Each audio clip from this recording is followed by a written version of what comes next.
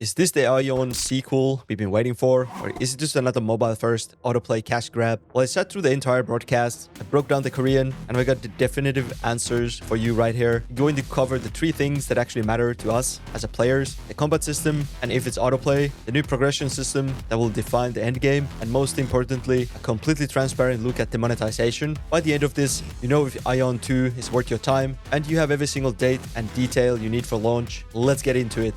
Okay, first thing first, let's address the elephant in the room. That's right, they convert multiple times. There's no auto combat, no auto questing. This is a fully manual, classic style MMORPG experience, which honestly is a massive relief. But what does that combat actually look like? They finally showed off two of the classes we hadn't seen much of. First up was the Cleric, and right away you can see this is not just a passive heal bot. They got damage over time abilities, area denial with their healing zone, and yeah, they can ride a freaking octopus into a battle. The animations look really fluid, and it feels like positioning is going to be a key. Then they moved on to Sorcerer. This is your classic blast cannon. They just split their identity into two clear paths. You got a single target fire skill or burning down bosses, and you got AoE ice skills that also come with a ton of utility and crowd control. They even showed off a skill that literally turns enemy into a tree, and the most important little detail they showed was the perfect dodge system. When you dodge an attack with the perfect timing, you get this visual confirmation. It might seem small, but it's a huge signal from the developer that player skill, timing, and reflexes are going to be a core part of the combat loop. So the combat is going to be most part skill-based.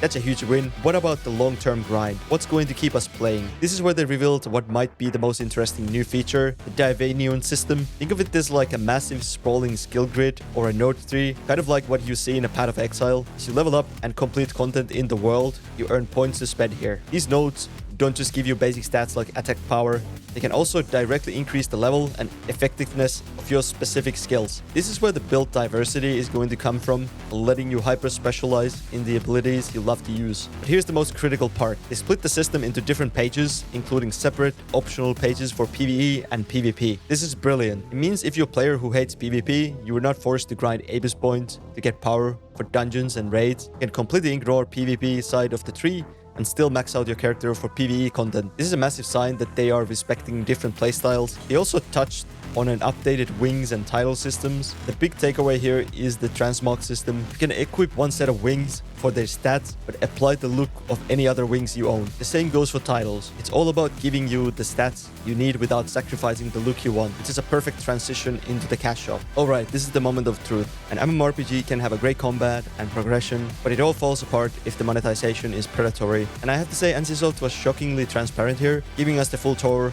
of their model. First, let's talk about the memberships, which is their version of a subscription. And this next part is a really big deal because they dropped a critical piece of information during the final Q&A that we did not know for sure until now. They confirmed straight up that you will need the base level membership to use the auction house and do any player-to-player trading. Let's pause and really break down what that means in an MMORPG. The player-driven economy is everything. Without access to trading, you can't sell the rare weapon that's just dropped for you.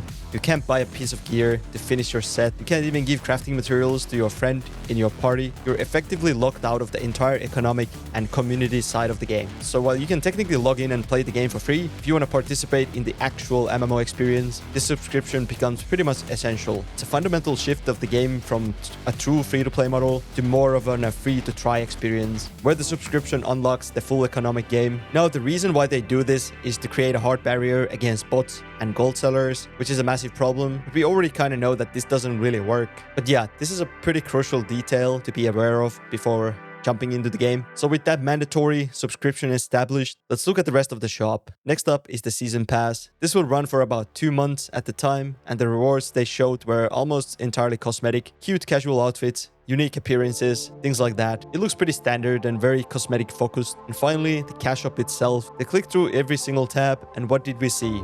Outfits, mounts, weapon skins, wings with no stats, accessories with no stats. I think what we did not see is arguably more important. There was no gear, no enhancement materials, no dungeon entry tickets, no loot boxes. The only non-cosmetic item was a single starter pack.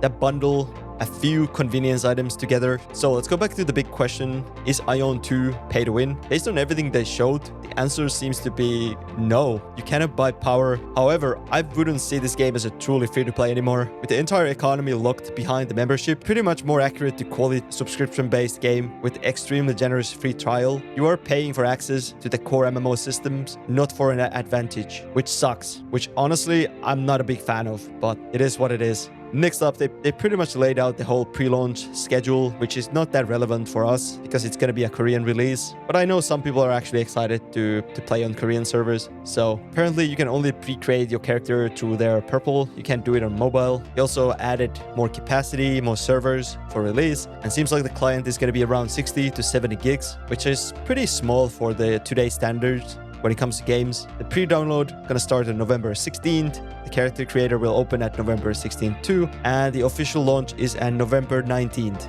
So there you have it. Biggest takeaway from final Aion 2 livestream. We have confirmation of fully manual skill-based action combat. We have deep and flexible progression to the Daevanion system that respects both PvE and PvP players. We have a monetization system that's so close being good, except the memberships are still going to be a problematic, locking out such a big portion of the game. But when it comes to the season pass and the cash shop, they seem to be pretty good. And to be fair, if they keep the season pass and the cash shop mostly cosmetic, I'm more than happy to drop the first tier of membership in this game. I don't really mind that, but I know a lot of people are against the subscription, so this definitely might hinder people's excitement for the game, and I completely understand that. But I do think this is looking better than I expected so far. It does feel like they've been listening to the community and making changes based on that. But now I want to hear from you guys. Based on all the new details, are you actually sold on the game? Are you going to be jumping on the Korean launch, or you're just going to be waiting for the global release? Let me know what you think, what class you plan on rolling down in the comments below. If you find this kind of breakdowns helpful, give the video a like, subscribe to my channel.